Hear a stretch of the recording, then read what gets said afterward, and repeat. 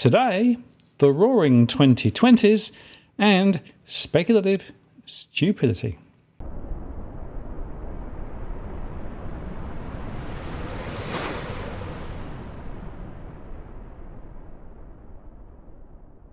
Hello again, it's Martin North from Digital Finance Analytics, world latest posts covering finance and property news with a distinctively Australian flavour. Today I'm joined by Tony Locantro from Alto Capital. Hi Tony. Good evening, Martin, and good day to viewers. Great to be back on the show. Not a live show, but still hopefully let's provide some value. Well, I think there's a lot of value to be provided because it's a stupid world out there, isn't it, Tony? It's actually gotten beyond now, and what I thought was to at least give an historical timestamp of the absolute stupidity we're in. And this will be of benefit for economic students for the next 50, 100 years, and for the benefit of aliens who no doubt will be chuckling at just how stupid humans are. And the key is that greed is perpetual, fear is temporary, and human stupidity is infinite. Absolutely. It sounds like a book forming, Tony. It sounds like a book. Well, I've been meaning to write another book for the last 21 years, so eventually I'll get around to it. And they say the best time to write a book is when you don't have the time. But what a crazy world, Martin. And it's simply gotten out of hand. But I've put together one of my predictable slideshows for viewers. So happy to roar through this and we'll have a bit of a chat. Great. Okay. Well, I've fired up the slides, so carry on. Well, Devil Take the Hindmost is probably my top finance book for people to read. It covers tulip, South Sea bubble. It even goes into the Japanese bubble, where the price of small amounts of real estate was worth more than Manhattan. The golf club bubbles in Japan, where they were capped at billions of dollars. People were selling golf club memberships. How the Japanese thought they had different digestive systems. This was all about speculative madness, and I'm pretty sure Ed Wood should come up with a sequel to this book. But I cannot recommend that book strongly enough for viewers, and something also uncool to give to your kids. But moving right along, there's the disclaimer. I have to disclose that this isn't financial advice. I don't take into consideration anyone's needs. Pretty much it's an arse covering exercise. So read that at your own leisure. Now, look, let's look at what's hot. And at the moment, everyone's talking about the Tinder swindler. So basically, this guy, I won't spoil it for everyone, it's well worth watching. So he shows that he's loaded, and then suddenly his Amex cards don't work. So he relies on these women. He's sucked in over multiple countries. He's got everything going for him. He's the son of a diamond billionaire.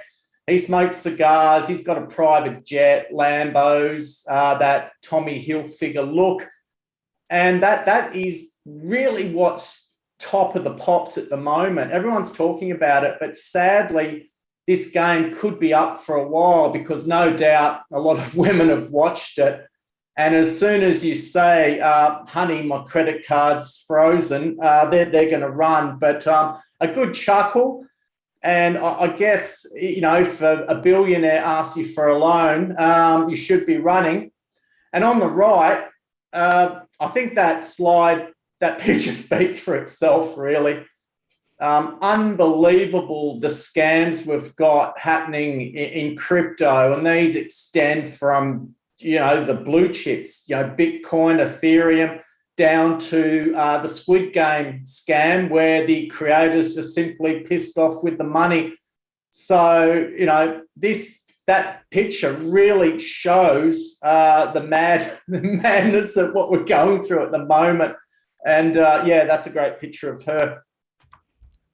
Now, what what we're also seeing is hot women, well, apparently now promoting stocks. Now, Anya's one of the most famous.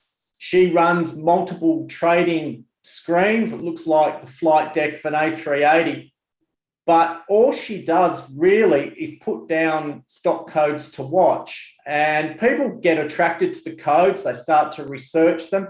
Then she puts up, a bit of Buffett, a bit of George Soros, a bit of Mark Twain, a bit of, these generic quotes, which, people can apply a lot of Buffett's quotes to absolute rubbish assets.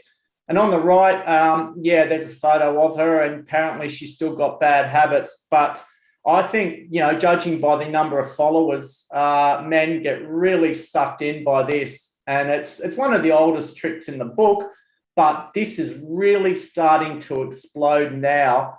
And you just don't know how many affiliate marketing programs she's involved in. But, good luck to her. But that's what's exploding on Twitter, and it's extending to every sector of the market. Now, this one, if this isn't somewhere close to the top of the market, I don't know what is. There is Matt Damon. He is now flogging crypto.com, and there's been an absolute furor about this. And Ricky Gervais said famously at the Golden Globes that he's the only person that Ben Affleck hasn't been unfaithful to. And you should have seen the look on his face. But, we're in a period now where Hollywood celebrities, they're selling out. I mean, what was this guy make? $25 million a movie, now saying, look, if you don't have a go at crypto, you're a pussy. So obviously, created a lot of furor on social media, but it just goes to show the powerful pool of celebrities, and these companies will go to no ends to attract them. And, this is a bit of a step back in time. But, what I'm saying there is that, in the world now, we've got over 10,000 cryptocurrencies and over 6,000 religions, and every single one of them is right. And I've got no doubt that those numbers are going to explode even further. So everyone's project is right. Everyone's belief is right, but there's just not enough room to really keep it going. But that's one of these tweets I come up with. And now in the good old days, companies trying to float actually involved real people. And David Boone was actually backing a little gold IPO in Tasmania called TasGold. And he won't go down for his modelling shots or pictures on yachts. He actually holds down the record for drinking 52 beers on a single flight. So in the old days, kids, actually wasn't that long ago, to get floats away, they went to the likes of David Boone. And, you just got to see how the world's changed with celebrities these days. But, I thought that was a bit of humour. Sydney property prices, that chart there on the left is courtesy of Sunrise. And as you can see, it's gotten totally out of whack. There's just no, we all thought that once the 2017 peak was reached, we then had the election. 2019, 18, 19, we had that 10% fall. And then suddenly the COVID pandemic puts an absolute rocket under these prices. I mean, I grew up on the Northern Beaches, and, 2.82 million with a 36.9% increase. I mean, that's just absolutely amazing. And if you look on the right, look at the median price there of Perth, 612,000. It's ridiculous. Perth, believe it or not, it's actually a great place. And, I guess I've become a bit of a salesman for Perth, but tell you what, it's beautiful. We've got electricity here. We've got shops. We actually have cafes. I know that a lot of real estate agents will sell the cafe culture anywhere in the world. We actually have that. we have large shopping centres, and the people are nice, and it hasn't rained forever, really. But if you look at that, Perth is so out of whack with the rest of Australia. And we should be reminded that briefly in 2006, Perth was actually was more expensive than Sydney. So believe that or not. So continuing the theme, this chart needs to be updated. It's probably the most frightening chart you'll see, apart from maybe your weight chart over Christmas. But it just shows that house prices can stagnate and did stagnate for over 50 years. And this is a chart which is actually constant quality real house prices. So those that put this together have actually taken into consideration the fact that houses are bigger and better. So that chart now would be pretty much off the screen. But we are priced for absolute perfection. And who would have thought that in this current inflationary environment or stagflation, that rates are 0.1? The RBA said, well, hey, we're not going to have a rise to 2024, Pinocchio. It looks as though we'll start to get interest rate increases this year. And what I like to reiterate is that this speculative madness, which it is, only has to end once buyers become exhausted. So, you see in the papers, they say, well, 0.25% interest rate increase will barely touch the sides. Australians have built up a 4-year buffer. True in some regards, but if you look at the average mortgage in New South Wales, $780,000, and you apply a 6% interest rate, mortgage rate, which will happen before that loan expires, then combine it with a 30% plus decrease, and you can see, you will all know what I say on that bingo card. But that chart is frightening. It's probably something that first home buyers really should see. Now, there's a couple of places. I always look through realestate.com and see what's been sold and what's for sale. That place in Chatswood looks pretty ordinary, but the 2-bedroom unit, 85 squares from $855,000. That's just incredible. I know that in this speculative madness, real estate agents are actually selling the fact that you get a view of Chatswood, which, it's kind of cool, getting a view of Chatswood.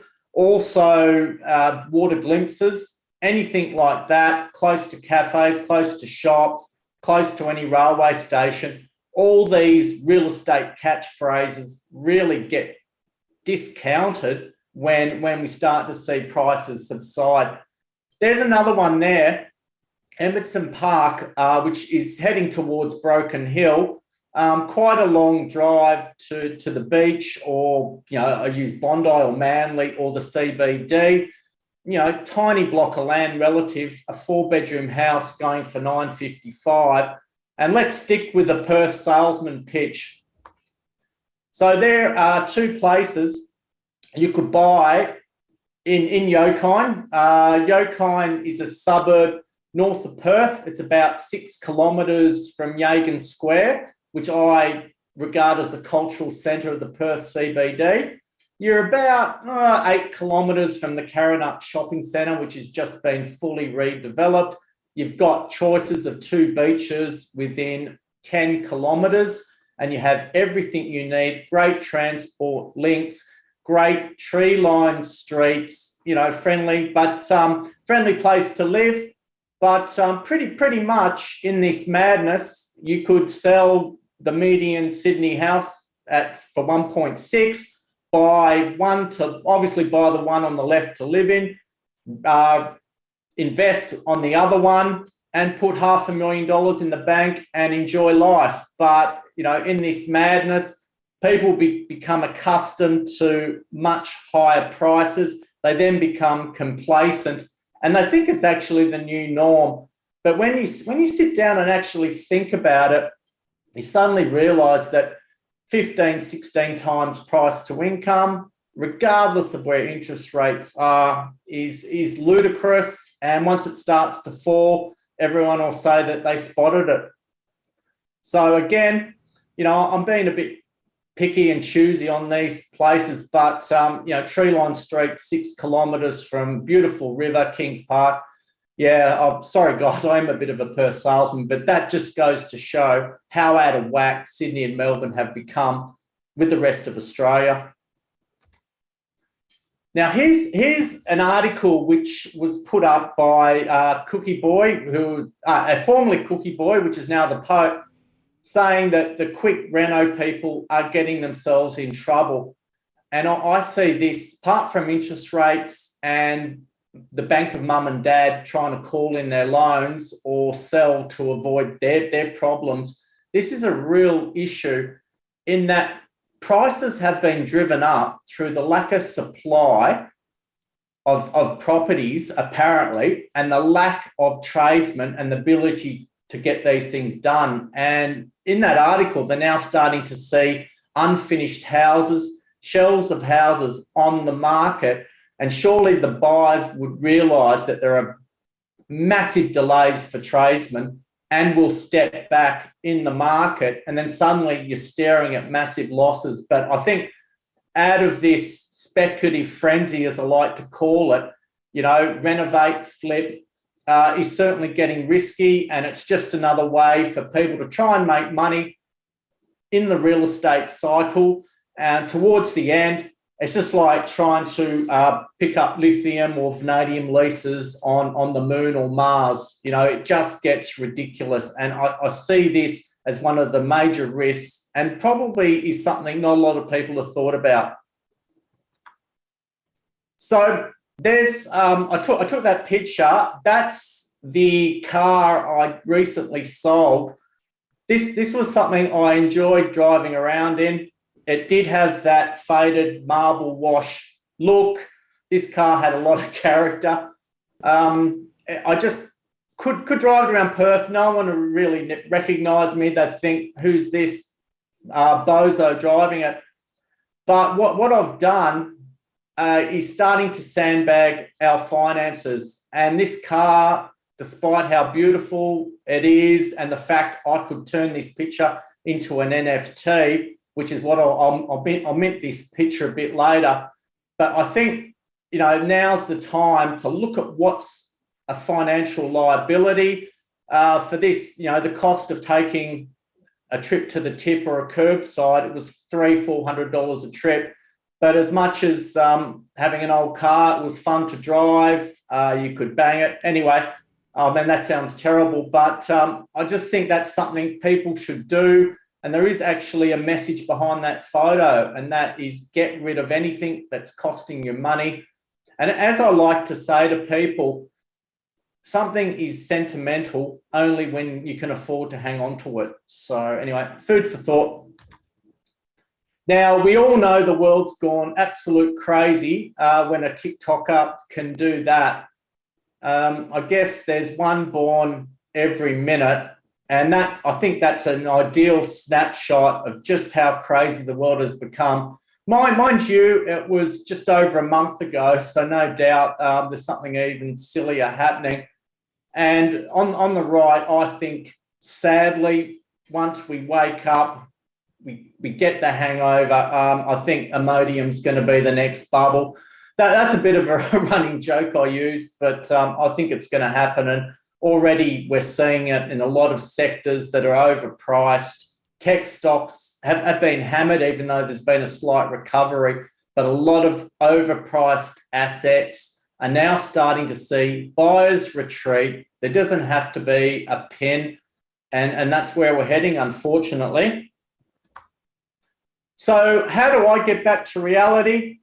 I think the best thing for a dose of reality is to watch Ricky Gervais, his opening speech at the 2020 Golden Globes. He just absolutely disses the celebrity culture and some great jokes on the celebrities. But if you need a touch of realism, I think that's an ideal starting place. So I cannot, whenever I'm bored or I need to get a dose of reality, I just go to YouTube and I watch Ricky. Then, often I'll watch the best of the UK chase, which is hilarious. And if I want some character, I'll watch Stunt Mike and Marnus Lambashane, which is hilarious as well. But I think, assets, just like music, get back to guitar, bass, and drums. The world's gone absolutely batshit crazy. All these industries have popped up, designed simply to take your money.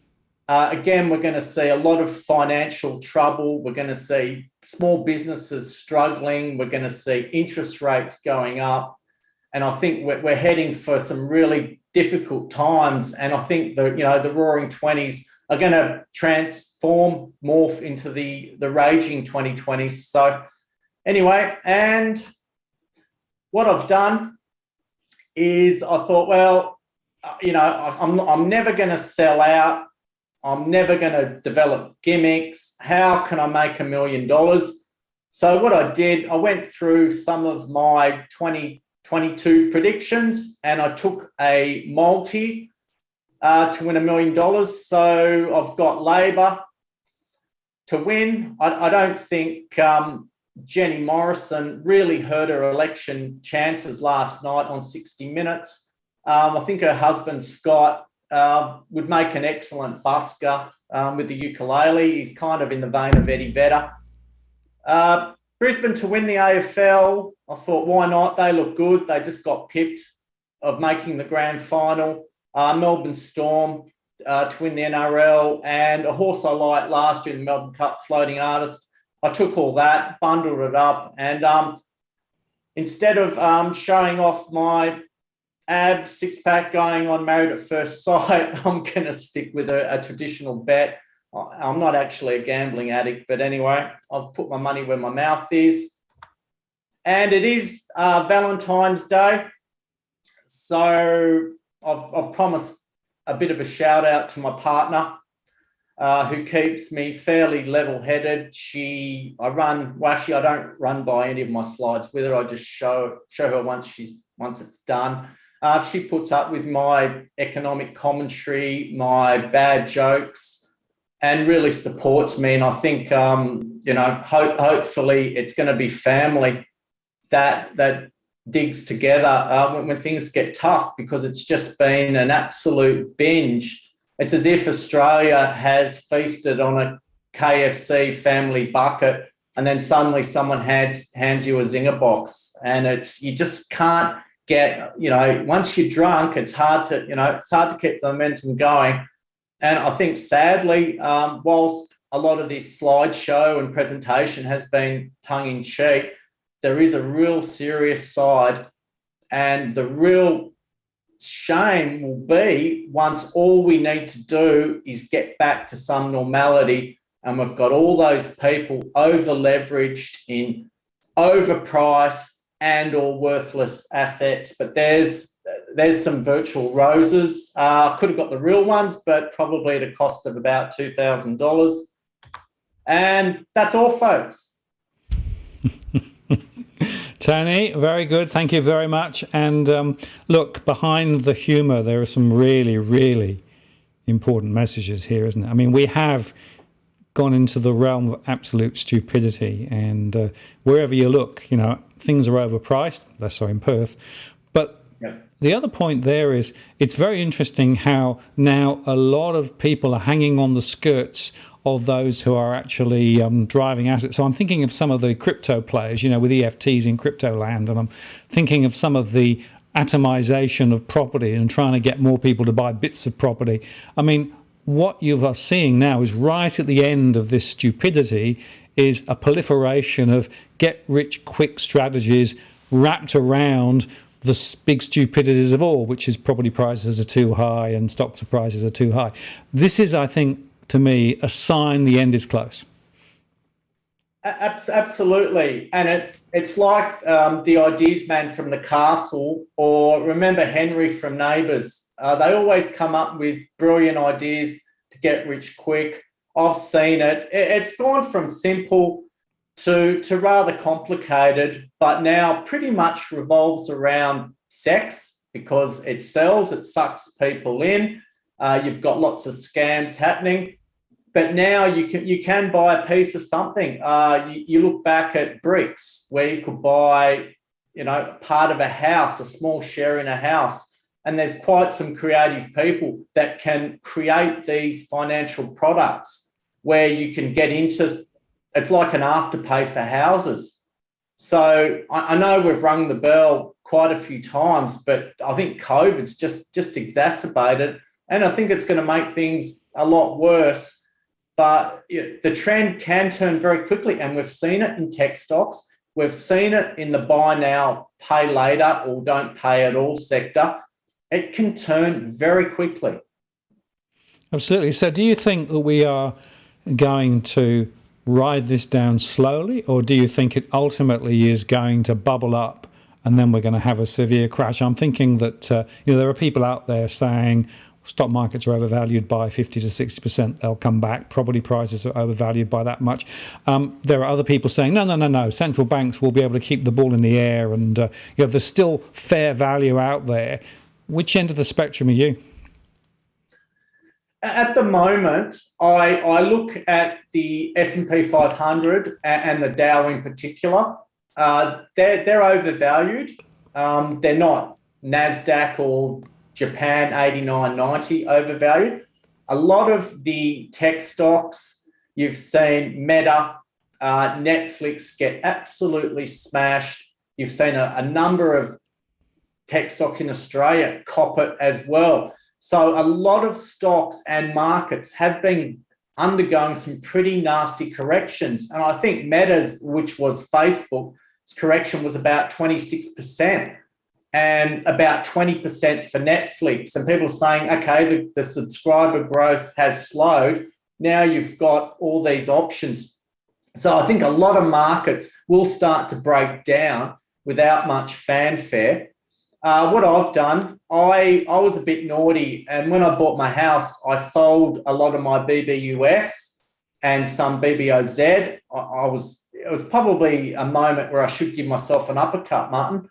But since then, I've gladly replaced my position, and I think it stands at about $200,000, which is a lot for me, but I just need that indice protection just when things start to grind lower. I'm hoping it grinds lower, but we are going to have some very volatile nights. And for me, if the US S&P 500 gets sliced in half, obviously my speculative stocks will cop a shellacking, but then I will pretty much, my portfolio will be defended by taking out that insurance. And the funny thing is, though, is that people are talking about a market melt up through inflation, which I don't understand that, to be honest. No. Well, it's interesting that, of course, a lot of the people who are talking about market melt-ups are people who have vested interests in more trading and more stocks, right, and positions. Yeah. They are not objective and independent. And that's one of the things that I have to keep saying to people. You can listen to the big guys and they'll be able to spin you an argument as to why this time is different, right? But your point is no, this time isn't different, right? We are in that same speculative environment. It will come back at some point. It's just, of course, that we've had huge central bank intervention for a long period of time. We've had dumb government policy on the back of it. We've got central banks really just using that interest rate lever because that's all they've got. That none of this is actually making a huge amount of sense. And I think your advice, which is, if there are things you don't need, get rid of them, is probably good. One of the things that I've tended to do over the last year or so is to prepare myself. I've got more cash available now than I had previously because I think that later there will be an opportunity once things have actually sort of slid back a bit. And it's interesting if you go back, to the great crash early last century, the people who actually made a killing weren't the people who were in the market when they crashed. They'd actually come out of the market and they were sitting on the sidelines waiting for this crash essentially to happen, and then they came back in again, because there will, of course, be opportunities. Absolutely. And I saw that during the February-March COVID correction in 2020, believe it or not, and throughout. But geez, there's some bloody good opportunities in the biotechs, companies that are working on some serious treatments and therapies that are being discarded as the dumb money chases. All the dumb money wants to do is pick up the hottest woman at the bar, not realizing she's a swindler, can't hold a conversation, and doesn't know how to vacuum the house. Same for males. You can reverse it. Everyone wants the attractive, celebrity pushed piece of crap, and let's look at it seriously.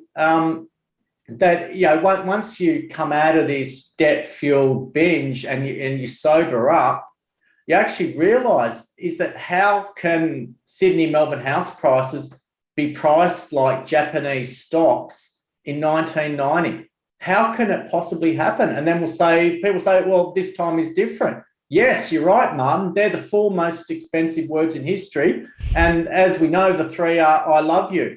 So it's going to crack. I just think what's happening now is that anyone who is a realist on the prices of assets, the bulls are expecting them to give up. But at some point, you just got to throw your hands in the air and think, what the hell is going on? This isn't going to end well. Who would have thought that a few years ago, 5.7 million people would have died from COVID, and we're over 2 years into it, and we've still got to walk around with masks, and we've got restrictions on life. We can't see loved ones. Who would have thought? And now the rail line between the east and Perth means that they're going to have to ship groceries from Sydney to Fremantle. Who would have thought? People think bad times can't happen. Well, you go back and you look at the past booms and busts, and they happened when people were less indebted than what they are now. I don't think anyone really that's over-leveraged has the capacity to cope with driving a car without reverse and suddenly they're forced to do a 3-point turn somewhere. The balance sheets don't support it. There's not enough jobs out there. Once the influx is allowed, there will not be enough jobs. You can't survive driving Uber for $8 an hour. Quite right. And look, one last question, Tony, before we finish up. There is a big debate about cash. Is cash trash or is cash sensible at the moment? What's your perspective? Well, I admit to being a gambler, so I'd rather have my money in negatively correlated ETFs. But don't get me wrong. I know Scott Pate, the Barefoot Investor, talks about a $20,000 emergency account.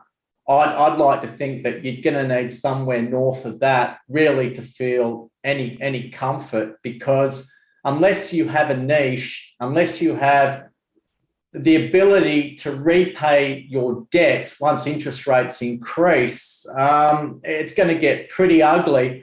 And I look back now, in October last year, I locked in my 5-year fixed loan with ANZ at 2.64. Now it's 3.99. And suddenly it looks as though I'm going to get away with not paying an extra 45 grand over a 5-year fixed loan. So that's how quickly rates can increase outside the RBA. And it all goes back to price discovery. If a real estate agent working an area has to sell a couple of houses undervalued, others have to sell, he then has price discovery, and suddenly you have that correction. So look, I'm hoping for an orderly correction, a soft landing, but I just don't think that's possible, because people learn pretty bloody quick. There's no friends when it comes to money. Absolutely. And I think that's a very important thought, isn't it? Because, the market ultimately can turn quickly and can turn nastily, and it takes no prisoners.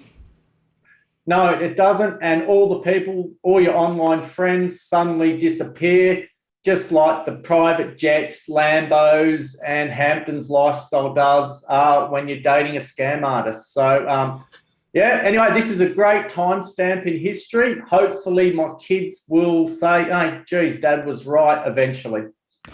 Tony, I really appreciate your time today. Thank you very much for sharing your thoughts with us. As always, always enjoy speaking with you. And I think your messages are so pertinent. I hope people take them seriously. Thanks very much.